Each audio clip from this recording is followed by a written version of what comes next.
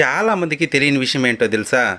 తిరుచానూరులో ఉండేది పద్మావతి అమ్మవారు అంటే ఆకాశరాజు కుమార్తె పద్మావతి అమ్మవారు అనుకుంటారు.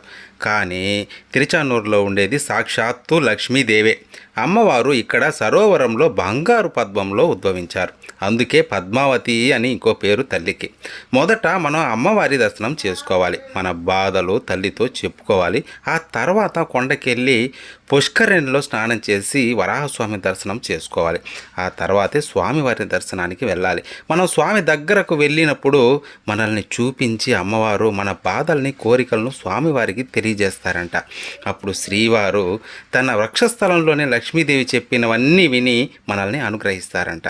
అందుకేనేమో ఆ తల్లి స్వామి హృదయంలోనే ఉండి భక్తులను అనుగ్రహిస్తూ ఉంటుంది. అందుకే మనం కొండకెళ్ళినప్పుడు గోవిందా అంటాం కదా. దాంతోపాటు శ్రీదేవి భూదేవి సమేత వెంకటేశ్వర అంటే స్వామివారికి చాలా ఇష్టమంట.